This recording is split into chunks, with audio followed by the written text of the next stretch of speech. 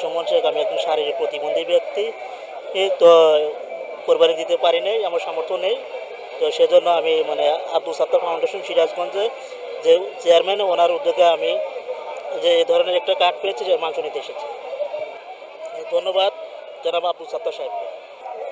আমরা প্রতিবন্ধী ব্যক্তি, এই 5-6 জন মানুষ সংসারে খানিয়ালা, কর্ম করতে পারি না। এই আব্দুল সাত্তার সাহেব, আজি সাহেব, উনি যে ব্যবস্থা নিয়েছেন, এই আমাদের গরিবের মাঝে মাংস বিতরণ করতেছেন, এই জন্য ওনাকে আন্তরিক ধন্যবাদ। অনেক দোয়া করি আল্লাহ তাআলা যেন ওনাকে আরও দেওয়ার ব্যবস্থা করে দেন। আমরা গরিব মানুষ, আমরা কিনা খেয়ে পারি না, সেজন্য আমরা এই জায়গায় দিছি, আমরা পাইছি। আল্লাহ যেন তাকে ভালো রাখে,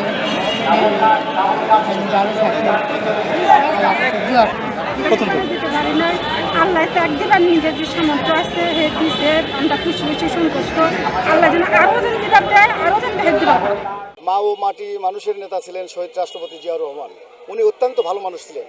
ওনার 45তম শাহাদত বার্ষিকীতে আমার মন হৃদয়ে কেঁপেছে। আমি জানি যে সে মারা গেছেন, সেই তার কবর যেন আল্লাহ পাক তার আত্মা যেন জান্নাতবাসী করেন। সেই জন্য আমি অসহায় দুস্থ ইতিম যারা রয়েছে তার জন্য, শহীদ রাষ্ট্রপতি জিয়াউর রহমানের জন্য এই ইতিমদের আমি মাংস বিতরণ করব এবং দোয়া করে দিলাম তার আত্মা যেন আল্লাহ পাক জান্নাতবাসী করে এবং ভালো রাখে সেই জিয়াউর রহমানের প্রতি এবং তার সকল পরিবারের প্রতি। এখন যে বর্তমান রাষ্ট্রপতি আছে তারেক রহমান, তার জন্য দোয়া করি দেশ যেন ভালো চালাইতে পারে।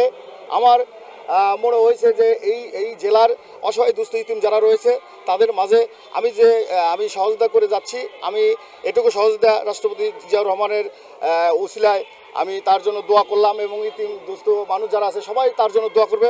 আল্লাহ পাক যেন তাকে জান্নাতবাসী করেন।